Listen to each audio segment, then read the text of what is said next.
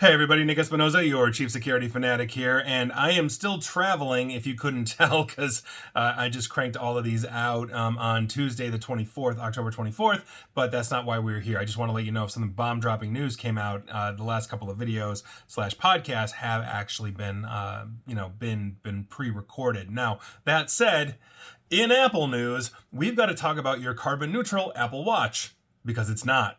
Now, here's what's going on, and this is from Ben Lovejoy of 9to5Mac, and I think this is an interesting one, so heads up all you Apple fans and Apple Watch fans, because last month's Apple event included the announcement of what the company claimed were two carbon-neutral Apple Watches, specifically the Series 9 and Ultra 2. But that claim has been rejected in late October, basically as bogus, by the European consumer organization BEUC. Now, the European Union has proposed that it will be illegal to claim that a product is carbon neutral when that claim relies on offsetting credits to balance out the actual greenhouse gas emissions involved in its production.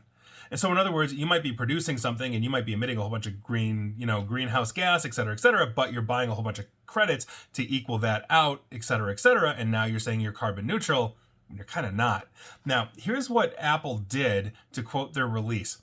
And I quote, "Emissions were reduced from the three biggest sources of greenhouse gases: materials, electricity, and transportation. The small amount of emissions remaining are offset with high-quality carbon credits from nature-based projects." End quote.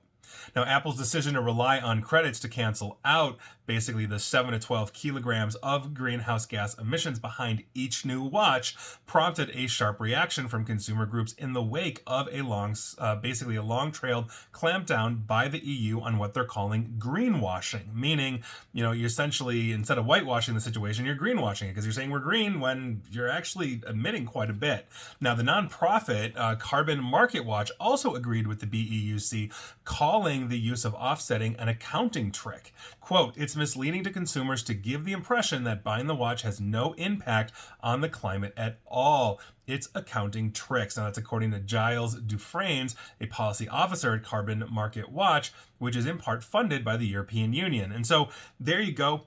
Basically a quick segment today, but I think it's an important one to understand that while Apple has made many claims in the past, not just on this or their ecology, we believe in human rights, but we're kind of turning a blind eye to what's happening in China with child labor, also in India, the Uyghurs, all that kind of stuff. Oh, your Apple is super private when we found out it wasn't. So there are things, or even, if I'm going through the list, Apple Maps will take you through the most optimal route when I have to drive through two states to go down the block. So, it just goes on and on and on with Apple. So just heads up if you're an Apple fan and you've got essentially the Series 9 or the Ultra 2 and you're thinking, look at me, I'm amazing, I'm awesome, I'm not emitting greenhouse gases for wearing the damn thing. You totally are. They're just doing accounting tricks.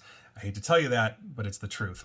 And please like, share, follow me here on Facebook and Twitter at NickAESP. And please feel free to subscribe to me at YouTube as well. And as always, stay safe, stay online, and please attempt to stay private. Thanks, everybody.